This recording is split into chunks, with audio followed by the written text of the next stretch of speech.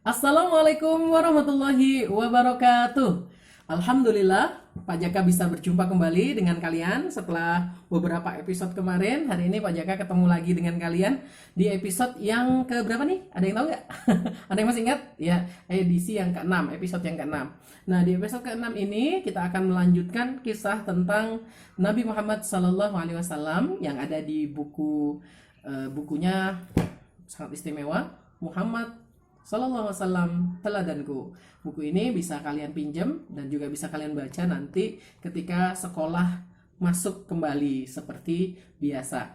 Nah, anak-anak yang dirahmati Allah, pada pertemuan yang lalu di episode kelima, Wak Jaka senyum-senyum terus tuh karena ceritanya lucu ya. Ada anak bernama Syaibah yang ternyata kita ketahui bahwasanya nama beliau itu adalah nama asli dari kakek Rasulullah, yaitu Abdul Muthalib. Nah, anak-anak yang dirahmati Allah, kita akan lanjutkan kisah perjalanan Abdul Muthalib, kakek Rasulullah Sallallahu Alaihi Wasallam. Setelah beliau dewasa dan wafatnya pamannya, yaitu Muthalib, maka Syaibah atau Abdul Muthalib ini pun resmi diangkat menjadi pengganti beliau sebagai pemimpin kota Mekah pada saat itu. Orang-orang juga sangat kagum, sangat hormat karena ternyata Abdul Muthalib ini memiliki sifat atau karakter yang mirip sekali seperti Hashim, bapaknya, pemimpin kota Mekah terdahulu, dan juga memiliki kedermawanan serta kebijaksanaan seperti pamannya si Muthalib ini. Nah, anak-anak yang dirahmati Allah, ternyata mereka juga sangat sayang, sangat senang kepada Abdul Muthalib. Nah, Abdul Muthalib kemudian melacak harta ayahnya. Nah, melacak harta ayahnya. Ternyata harta ayahnya itu disimpan oleh adik bungsunya Hashim, adik bungsu ayahnya yang bernama siapa ya namanya ya? Pak Jaka agak lupa ini. Siapa ya? Naufal. Ada yang namanya Naufal nggak? Ya, yang bernama Naufal. Nah, Naufal ini adik terkecilnya dari Hashim, ayahnya Saibah atau Abdul Muthalib. Dia menyimpan harta kekayaan Hashim yang seharusnya harta kekayaan itu adalah milik dari Abdul Muthalib atau Saibah, putranya. Ketika itu datanglah Saibah atau Abdul Muthalib ini ke rumah Naufal, pamannya. Nah, ketika sampai di sana, Abdul Muthalib bermaksud untuk meminta harta milik ayahnya. Namun apa yang terjadi? Naufal menolaknya. Aku tidak mau. Ini adalah harta kakakku dan aku yang lebih berhak untuk menyimpannya. Abdul Muthalib kemudian mengatakan, oh baiklah, jelas seperti itu, maka apabila ada kerugian kamu tanggung sendiri. Jadi bukan bermaksud apa ya, kalau bahasa Jawanya ngelama, enggak. Yang pasti ini adalah untuk kesejahteraan masyarakat Mekah juga, karena harta dari Hashim ini nanti akan digunakan untuk menyejahterakan masyarakat kota Mekah pada saat itu. Jadi bukan untuk dipakai sendiri, karena Abdul Muthalib ini terkenal dengan kedermawanannya, suka berbagi dan lain sebagainya. Sementara Naufal ini ingin menguasai harta itu secara pribadi. Nah, begitu anak-anak ya, jangan salah sangka dulu. Jadi Abdul Muthalib ini memang orang yang sangat baik. Nah, seperti itu. Singkat cerita, akhirnya Abdul Muthalib itu pun pergi ke Yasrib. Tahu kan kalian bahwa aslinya lahirnya di sana nih. Nah, ternyata Abdul Muthalib pergi ke Yasrib itu meminta bantuan dari kerabat-kerabat ibunya, kerabat-kerabat dari Bunda Salma. Kerabat-kerabatnya pun mengusulkan, baiklah kalau seperti itu yang terjadi, kami akan membantumu. Maka dibekalilah Abdul Muthalib dengan 80 pasukan berkuda. Wah, kalau saat itu ini luar biasa sekali nih ya. Bukan bermaksud untuk menyakiti atau seperti apa. Ini hanya untuk menegaskan bahwa ini harta akan dipergunakan untuk umat. Maka tolonglah, ya kan. Jadi diberikan kembali harta milik si Saibah ini tadi, harta yang harusnya bisa digunakan untuk kemakmuran kota Mekah pada saat itu. Maka pasukan berkuda pun datang,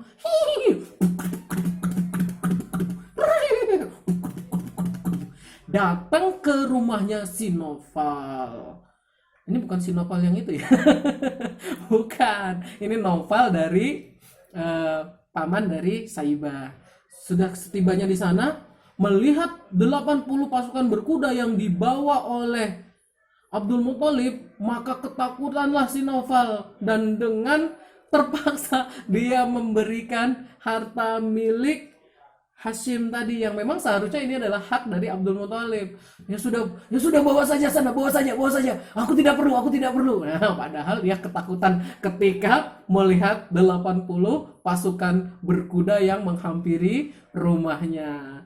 Nah, anak-anak yang dirahmati Allah, itulah luar biasanya kecerdasan yang dimiliki oleh Abdul Muthalib, kakek Rasulullah Sallallahu Alaihi Wasallam. Kita lanjut ceritanya. Ya, kita lanjutkan. Pada saat memimpin kota Mekah, beliau juga berinisiatif karena pada saat itu sumber air di kota Mekah itu sudah mulai terancam habis, semakin menipis ya. Maka beliau berinisiatif ingin mencari sumber mata air dari leluhurnya. Nah, sumber mata air ini sempat terpendam, sempat terkubur ribuan tahun. Dulu sempat ada yang mencari sampai melakukan persembahan dengan pedang emas, dengan baju jirah emas dan lain sebagainya untuk dijadikan persembahan agar ditemukan kembali mata air ini, tapi tetap saja gagal ya. Siapa yang tahu ya? Bukan siapa, apa nama sumber mata air ini? Siapa yang masih ingat? Ya, sumber mata air ini adalah Zam-Zam. Ya, jadi Zam-Zam itu lama terkubur, ribuan tahun terkubur, mulai zamannya setelah Nabi Ismail itu atas kejahilian orang-orang pada saat itu akhirnya tidak terawat, ya, tertimbun. Nah, setelah tertimbun, maka Abdul Muthalib berinisiatif untuk mencarinya. Karena apa? Karena beliau bermimpi bahwa beliau bisa menemukan sumber mata air ini kembali. Lama dilakukan perjalanan, mencari di sekitar Ka'bah, dicari dan ternyata tidak bisa menemukan sumber mata air atau Zam-Zam ini. Nah, anak-anak yang dirahmati Allah, sampai orang-orang yang ada di sana mengatakan, sudahlah Abdul Muthalib, janganlah kau cari lagi, kasihan kau ini, katanya, kasihan. Janganlah ini, dulu saja orang sudah mencari, melakukan persembahan yang lain sebagainya, tidak bisa menemukannya, bagaimana mungkin kamu menemukannya. Nah, anak-anak, singkat cerita, ternyata Abdul Muthalib beserta putra pada saat itu satu-satunya, karena masih kan gini, kalau Abdul Muthalib itu memiliki 10 putra, yang terakhir Abdullah. Nah, pada saat itu ini masih muda, jadi putranya baru satu. Putranya baru satu yang bernama Harith. Nah, bersama Harith mencari air ini dan ternyata menemukannya di sekitar tempat persembahan hewan-hewan yang dikorbankan untuk dewa-dewa, untuk berhala-berhala. Di bawahnya itu ada pintu dari batu, ketika dibuka ternyata itu adalah sumur Zam-Zam dan sangat terawat, tetap jernih, tetap bersih. Kalian tahu nggak, Zam-Zam itu walaupun kita tetesin dengan cairan-cairan lain, dia akan kembali murni karena air Zam-Zam ini adalah air yang sangat luar biasa. Mineralnya juga, kadar mineralnya sangat tinggi, dan kalau diminum itu insya Allah bisa menyembuhkan atau bisa menyehatkan badan kita. Maka banyaklah berdoa, mudah-mudahan yang belum sempat pergi haji atau umroh, mudah-mudahan disegerakan untuk pergi haji dan umroh. Mudah-mudahan Pak Jaka juga ya, kita semua juga, amin, Allahumma amin.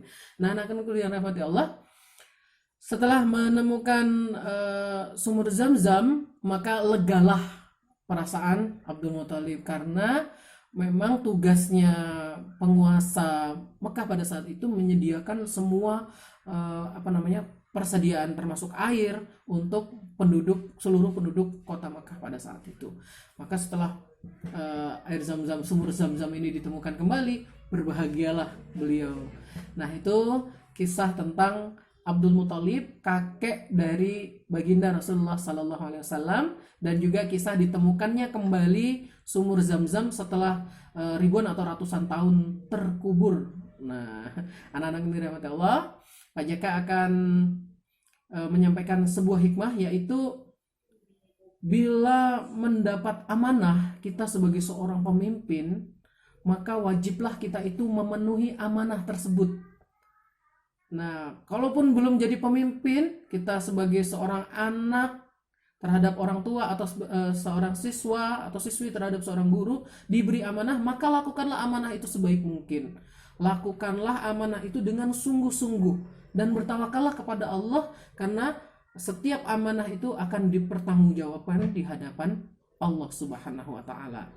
Dan yang kedua, ini mengenai sumur Zam-Zam tadi, kita secara singkat tadi Pak Jaka menyampaikan bahwa Abdul Muthalib ini walaupun disampaikan oleh orang-orang sudah cukup, jangan dicari, kasihan gitu kan, tetapi beliau tetap mencarinya karena beliau berkeyakinan pasti akan mendapatkannya. Atas izin Allah dipertemukan kembali dengan sumur Zam-Zam. Apa ini yang tepat kata mutiaranya?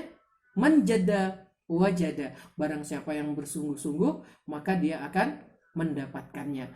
Nah, anak-anakku yang dirahmati Allah, itu saja dari Pak Jaka. Mudah-mudahan bermanfaat, mudah-mudahan juga memberikan pencerahan kita tentang leluhur Nabi Muhammad Sallallahu Alaihi Wasallam. Sudah semakin hampir nih, sudah semakin, kok bahasa Malaysia ya, sudah semakin hampir sudah semakin dekat dengan masa kelahiran Nabi Muhammad. Insya Allah di episode yang selanjutnya, episode ke-7 atau ke-8, kita akan membahas tentang kelahiran baginda Nabi Muhammad Sallallahu Alaihi Wasallam.